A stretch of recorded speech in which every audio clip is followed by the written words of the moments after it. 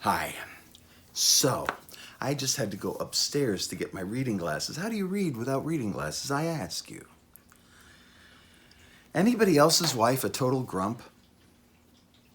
Because my wife's a total grump.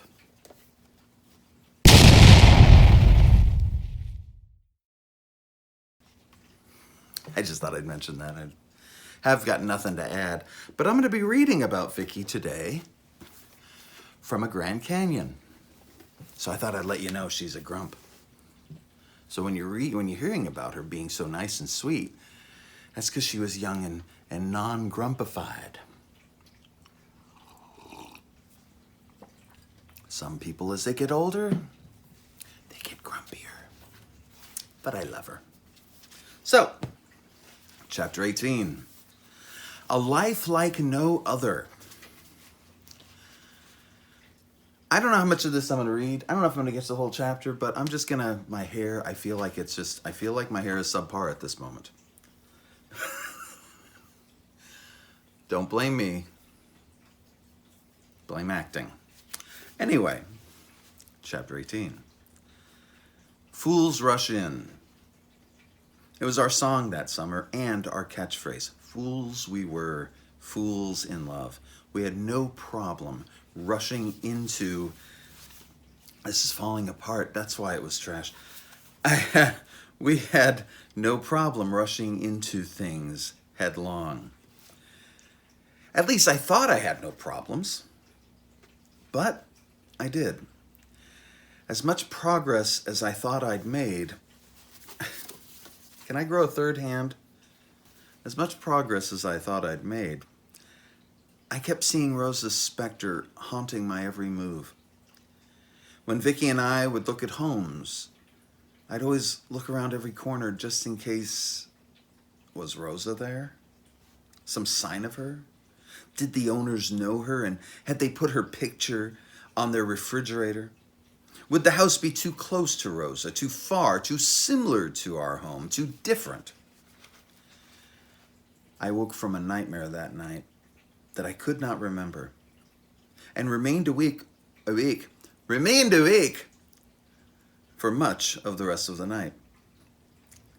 Laying on Vicky's bed the next day as she worked nearby on her computer, I heard a voice calling my name. I sat up. It had been Rosa's voice. I asked Vicky, "Did you just say my name?" Of course, her reply was no. I went out and had a cigarette. I'd go outside and smoke and think. Did I still want Rosa? No, that much was clear. Did I want Vicky? Yes, of course I did. Did I love Vicky more than I loved Rosa? The answer wasn't clear. Am I ready for a wife? No answer. How can I deserve to be happy after what I'd done? A little teaser for all the book that I'm cutting out. Nothing, just emptiness. This wouldn't do. Vicky and I would be moving in together soon, and the last thing I needed was Rosa's specter moving in with us. I don't believe in ghosts or spirits, but I do believe that the burdens of guilt can grow into physical presence. That's what had happened here. And I needed to do something, but what? I couldn't perform an exorcism. What could I do? On September 7th, 2004, I found the answer in San Diego.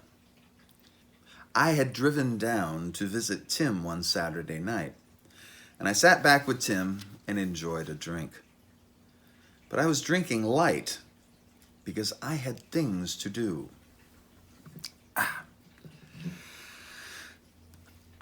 Such as get a kink in my back. You about ready? Tim asked. Yep, I answered. Let's go. I put the shirt on and backed. God, I cannot read. I put the shirt on and picked up the board. We grabbed smokes and we were out of there. The skies were clear that night, and though the weather was a bit humid. Conditions were perfect for what we had in mind. When we reached the beach, Tim suggested we mill around from fire to fire until we found the right one.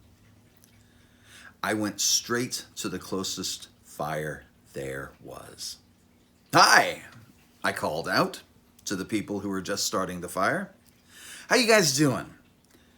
They responded with the typical Gen X babble. "Would you mind if I threw something on your fire?"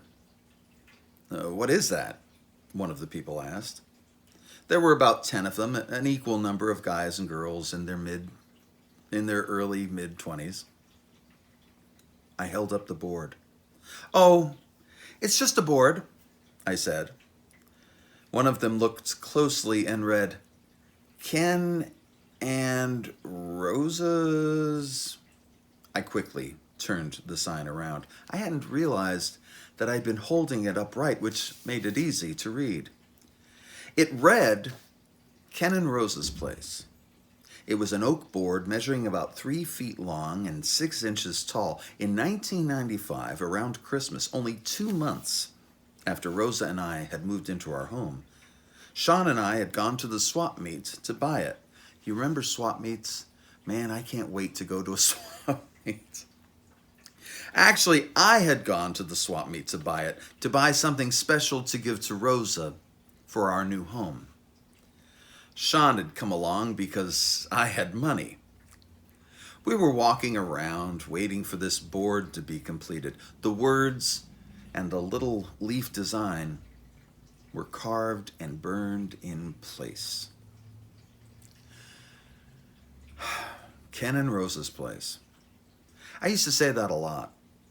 On our answering machine, I'd say, "Hi, you've reached Ken and Rosa's Place." On our mail, I'd sometimes write our address as Ken and Rosa's Place. It was our place. It was Ken and Rosa's Place. Rosa hated the board, which was intended to go in front of the house, and refused to allow me to put it up. You might say I should have known then how things would end up turning out, but when you're in love, you ignore these things. You have to ignore these things. "What is it?" I was asked again. "It's a story," Tim replied across the fire, his flair for the dramatic working well. "What's the story?" a couple of them asked. "It's rather complicated," I said. The story was about how I tried every day to show her I loved her in everything I did. I never wanted there to be a day in her life where she didn't feel loved and adored. And then she told me to go find someone else. She destroyed my life. This was supposed to be about me and Vicky. There's okay, a couple more pages. So let's get back to the depression, shall we? She destroyed my life. No one has ever hurt me like that. And I'll never allow myself to be hurt like that again. Because she killed that part of me that allowed myself to be open enough to be hurt like that. She poisoned my innocence and left me a little more dead inside. But I'm happy to say that 20 years after writing this, I don't know what he was talking about. I'm good. I guess the short version is that this is one of the last pieces I have of a failed marriage. And now I'm engaged to be married again, and I really want to watch this thing go up in smoke. "Burn it!" they yelled out, seemingly in unison. And so I threw it in the fire. Tim later observed, "Did you notice that the fire didn't really catch until you threw the board in? I hadn't, but it makes sense. Nothing burns quite as well as a dead thing. Tim had expected me to take a while before I could throw it in. What he didn't know is that I wanted to throw it in. I needed to throw it in. Death can be very cathartic. You want to have a beer? Tim asked. Sure, I said, the blazing fire now licking at my face. The problem with that, though, is that we didn't have any beer. They do, Tim exclaimed. One of the guys brought us a couple of beers and we drank them and smoked as we watched the board go up. Board burns, I thought, makes ash. Ash goes into the ground, feeds life, and around it goes. I'd been burning for years, burning through layers upon layers of sorrow and regret and fear and hate and loss. And the ash has fed my will to go on. I had to allow the pain of that burning. It sustained me. Now, I was done. And I could let go. I'm throwing the shirt in, I said. Wait until we're at another fire, Tim suggested. Nope, I said, removing the shirt. It's going in. I wadded it up and tossed it. I never saw it go up. It burned that fast. It was the Rosa shirt. It was the shirt we had bought in Medford, Oregon, when we stopped in there for a couple of days after driving through a forest fire. It was her favorite. Good riddance. A little drunk. Good riddance, I thought with a smile. It felt good. It wasn't burning those things, I wasn't burning those things to make a statement. I didn't care who saw it. I didn't care who knew. I didn't want to send a picture to Rosa with "fuck you" scrawled on the back. It was simply disposal. It was meaningless. And that's why I had to burn it. I had to know it was meaningless. My future with Vicky, my life with Vicky was too important to let Rosa still have her hooks in me. Vicky had been afraid that I might have wanted to get back together with Rosa. I was more afraid that I hadn't really left. Thanks, guys, I called over the fire to the others. Tim and I walked back to his place and had a few drinks. It was a good night. I thought that worked. Perhaps it did in a small way. That's the key, really. Everything does work, but it works in a small way. So you don't know if it works until much later. There are no immediate solutions. Vicky and I moved in together in a small 2-bedroom apartment on Westminster Avenue in Garden Grove on the weekend of September 11th. Don't worry, it was a different September 11th. Even after donating many of our belongings, we filled the rooms until there was only a narrow walkway through the middle. We kept looking for houses. We figured we'd move again soon enough. The first thing I noticed when we moved in together is that we began bickering. And we'd bicker over anything, everything. It was wholly different from when Rosa and I would fight, screaming and tearing our hair out like crazy people. This was simply bickering.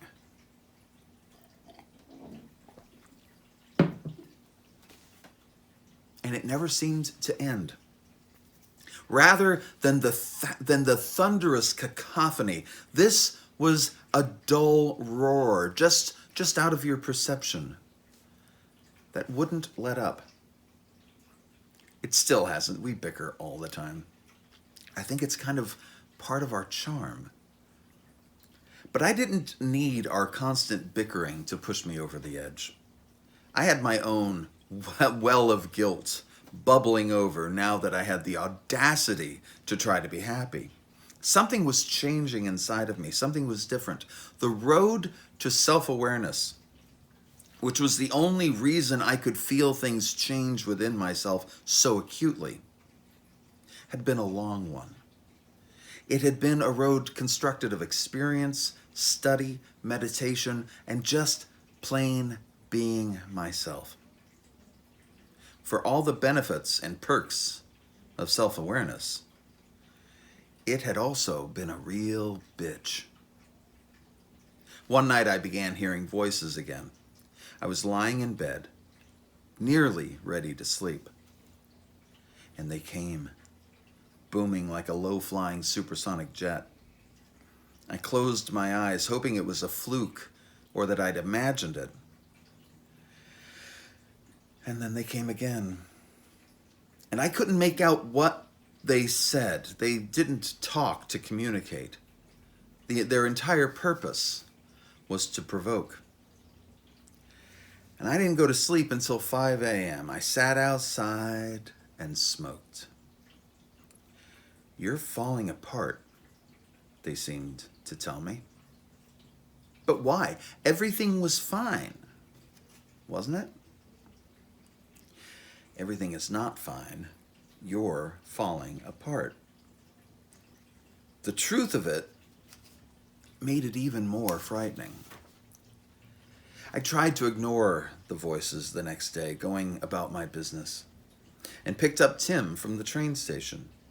He'd come in from San Diego to see the new place and, yes, to drink. Notice I suddenly got happier when I got to the drink. I'm not an alcoholic. Very important, that drinking part. But for my money, I would rather it had been chocolate shakes. I have no idea why I wrote that. When I returned home, Vicky was there, looking beautiful. The apartment looked pretty nice, too. She'd really worked her buns off, and I don't think, I wrote buns, and I don't think I thanked her enough. Of course, my mind was on other things. I wanted to drink. I really wanted to drink. And I don't often really want to drink, though I'm always up for a drink. I could always use a drink. But there was something going on here. We sat out on the porch on a wood bench Vicky and I had assembled that day without fighting once for a change. And I had drink after drink after drink after drink after drink. As soon as one was empty, I was calling for another. I must have had Tim running laps. Need more, need more. I kept thinking until, I need more. I kept thinking until after Tim and Vicky's best friend Jeff had gone in for the night, and I sat out there with my last drink. It was my last because, quite honestly, they weren't going to make me anything else. I sat out there like a boxer who'd stepped into the ring one too many times. My head was bowed. My eyes were half shut. I could barely talk, kind of like right now. I could barely move. But I'd be damned if I wasn't going to finish that drink. I took a swallow, and my stomach nearly heaved. No, I thought. I'm going to drink this. Because why use common sense? Why? Why not get sick? Again, the difference between nearly 40 and nearly 60 is astronomical. And then from some sober recess in my mind came the question, why? Why drink this? You're only going to be sick. So what? I deserve to be sick. I deserve to be miserable. I'm going to drink this, and then, after, I'm going to drink some more. And hearing this, I kind of drew back from myself. I also drank the rest of my martini. Actually, I kind of choked it down. To Vicky, it must have looked like I was trying to kill myself, drown myself, actually. The only way I could possibly explain what was happening, without thinking of causes or motivations, is to say that it felt like my mind was curled up in a corner and that my body had taken control. I was all id, with nothing more to guide me than my self-destruction. I entered my apartment, danced around like a marionette with its strings cut, and fell down on the sofa, alone.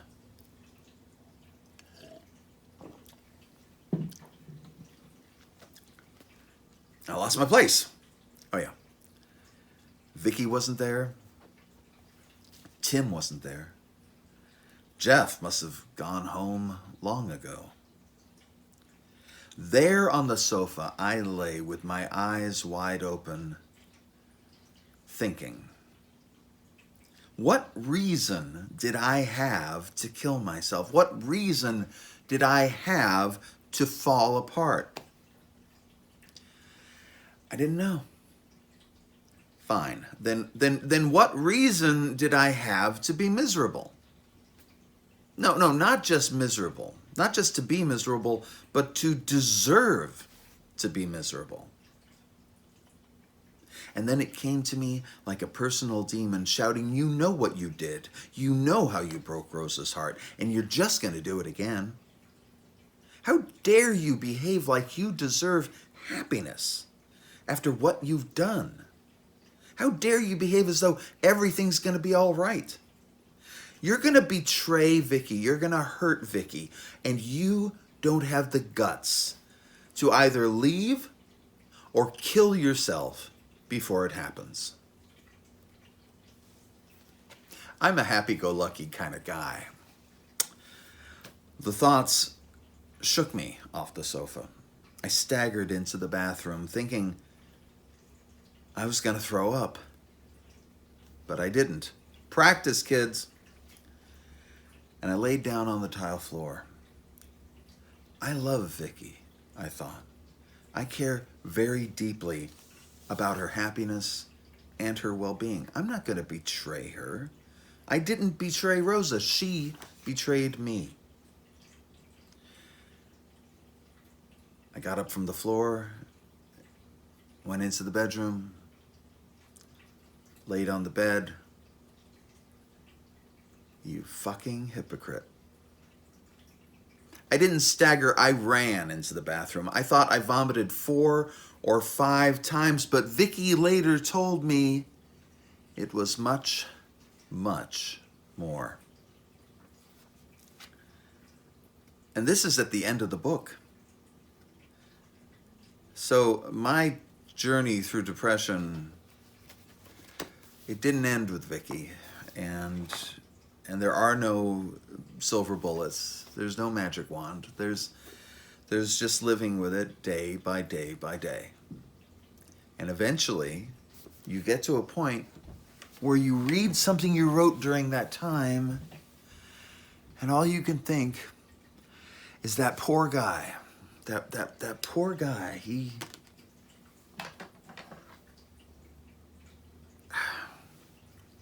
it's really sad.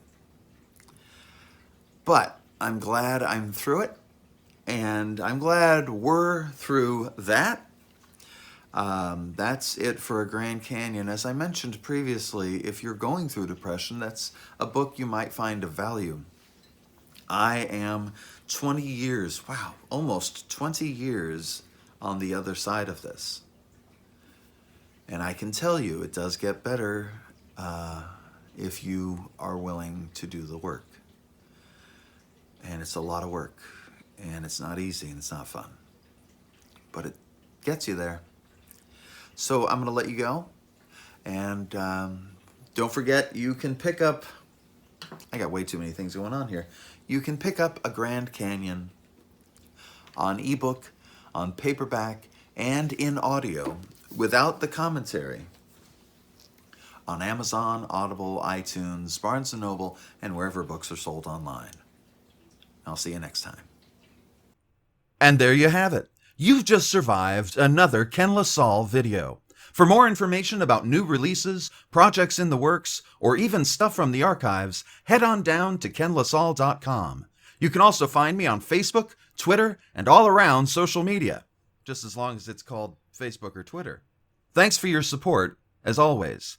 Be sure to subscribe to this channel, and I'll be back soon with more nonsense.